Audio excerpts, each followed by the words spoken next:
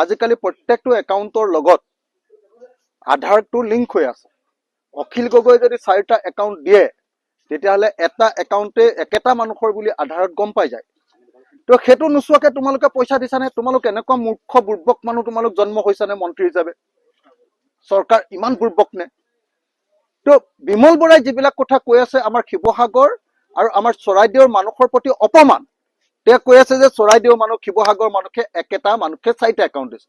আৰে 4টা একাউণ্ট দিছে যদি তোমালোকে উলিয়াই নোলোৱা কেলে? আধাৰত লিংক আছে নহয় এইটো। হা, আমাক বানপানীত পৰা মানুহক মিছাকে অপমান দিবৰ কাৰণে তুমি ইয়ালৈ আহিছা নহয় জানো? তোমাৰ কাৰণে গোটেই অৱস্থা বেয়া হৈছে মানুহৰ। আজি শিৱসাগৰ, চৰাইদেউ আৰু যোৰহাটৰ মানুহ এই বিপদত কেলে পৰিলে? 1 নম্বৰ কাৰণ মুখ্যমন্ত্ৰীৰ পৃষ্ঠপোষকতাত নাগালেণ্ডত কয়লা খনন, নাগালেণ্ডত শিল খনন, অসম আৰু নাগালেণ্ড সীমান্তত শিল খনন আৰু কয়লা খনন, আৰু অসম আৰু নাগালেণ্ড সীমান্তত বালি খনন। গোটেই আমাৰ দিখৌনৈ খানি শেষ কৰি দিলে, বক্ষ বিদাৰি পেলালে। সেইকাৰণে দিখৌ পগলা হৈ গৈছে। 16 ঘণ্টা পানী বৰষুণ যেতিয়া হৈছে তাৰ লগত লেক বিলাকত থকা পানী সব একেলগতে আহি গৈছে, সব খতম কৰি দিছে। এতিয়াতো সব খতম, সব খতম। খতম মানে সব খতম, একো নাই মানুহৰ, একোৱে নাই আৰু ঘৰখন শেষ। তাৰপিছত মুখ্যমন্ত্ৰীয়ে কৈছে 25,000 টকা দিম। আৰু 25,000 টকাৰে কি কৰিম আমি? হা, আকৌ হেৰিয়ে কৈছে যে নহয় এই মানুহবিলাকে বদমাছ, এহেঁতি 4টা একাউণ্ট দিছে। আৰে বিমল বৰাক মই সুধিব কৈছো, 4টা একাউণ্ট যদি কোনোবাই দিলে তেতিয়া 4টা একাউণ্টৰ আধাৰ লিংকটো যে দি দিছে তাত, সেইটো কেলে তোমালোকে টেষ্ট নকৰিলা? মিছা কথা কবলৈ আহিছা।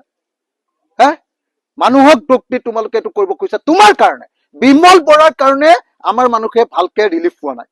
বিমল বৰাৰ কাৰণে আমাৰ মানুহৰ নাম থাকি গৈছে 15,000 টকাৰ তালিকাৰ পৰা, কাৰণ তেওঁ সম্পূৰ্ণৰূপে ৰাজনীতিকীকৰণ কৰিছে। আমাৰ শিৱসাগৰত আগতে এনেকুৱা স্বভাৱ নাছিলে। তেওঁ টিংখাঙৰ পৰা আহি এই 2 নম্বৰীবিলাক কৰা আৰম্ভ কৰিছে। এইটো দুৰ্ভাগ্যজনক কথা। সেইকাৰণে বিমল বৰাক মই ইয়াত ৰাজনীতি নকৰিবলৈ আৰু অসমৰ মুখ্যমন্ত্ৰীক বিমল বৰাক আমাৰ গাৰ্জেন মিনিষ্টাৰৰ পৰা আঁতৰাই দিবৰ কাৰণে মই আহ্বান জনাইছো।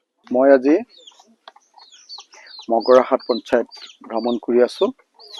মগৰাহাট পঞ্চায়তৰ প্ৰতিটো পৰিয়ালক, যিসকল বানপীড়িত তেখেতসকলক প্ৰতিটো পৰিয়ালক 2,000 টকাকে এটা আৰ্থিক সাহায্য দিছো।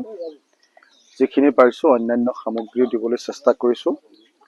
প্ৰত্যেকটো ঘৰ চোৱাৰ পাছত এটা বস্তু অনুভৱ হ'ল যে মগৰাহাট পঞ্চায়তৰ এতিয়াও 50% ঘৰ এতিয়াও মোৰ বুকুৰ সমান পানী সোমাই আছে। ইয়াত বেচিকেলি আমাৰ অনুসূচিত জাতিৰ মানুহখিনি, কৈৱৰ্ত মানুহখিনিয়ে বসবাস কৰে। অসমৰ খিলঞ্জীয়া ভূমিপুত্ৰ মানুহ, তেওঁলোকৰ অৱস্থা বেয়া। আহোম মানুহখিনিয়ে বসবাস কৰে, তেওঁলোকৰ অৱস্থা বেয়া। কলিতা মানুহখিনিয়ে বসবাস কৰে, তেওঁলোকৰ অৱস্থা বেয়া।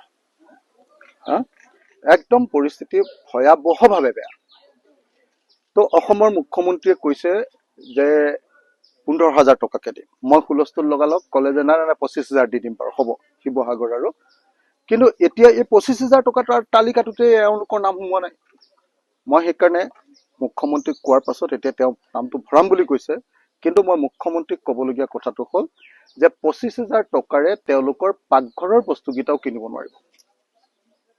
চাফা কৰাটোৱে নহ'ব, বাকী বস্তুখিনি একোৱে নহ'ব। কোনোবাই ইনষ্টলমেণ্টত মটৰচাইকেল কিনিছে, ইনষ্টলমেণ্টত সোফা ছেটখন কিনিছে, ইনষ্টলমেণ্টত বিচনাখনো কিনিছে। ইনষ্টলমেণ্টত লৈছে। মই একেটা ঘৰৰ সোফা ছেটৰ গোটেইখিনি ছেটটো চালো ইনষ্টলমেণ্টত। তো এতিয়া যদি টকা 25,000 দিয়ে তেখেতক মাৰিব কেনেকে? মানুহটো চিপ ল'ব লাগিব। তো গতিকে মই অসমৰ মুখ্যমন্ত্ৰীক স্পষ্টকে কৈছো যে প্ৰত্যেকটো পৰিয়ালক এনেকুৱা পীড়িত পৰিয়ালক 10 লাখ টকাকে দিয়ক। এইটো মোৰ অনুৰোধ বুলি ভাবিব পাৰে, দাবী বুলি ভাবিব পাৰে, বা আপুনি আহ্বান বুলি ভাবিব পাৰে, কিন্তু দিয়াৰ ব্যৱস্থা কৰক। দ্বিতীয় বস্তুটো হ'ল যে মই স্পষ্টকে আপোনালোকক ক'ব খুজিছো যে বিমল বৰাই যিটো কথা কৈ আছে যে আমাৰ বানপীড়িত মানুহে 4টা একাউণ্ট দিছে। আৰে ভাই, তোমালোক কি ঘোঁৰাৰ ঘাস কাটিবৰ কাৰণে বহি আছা চৰকাৰ?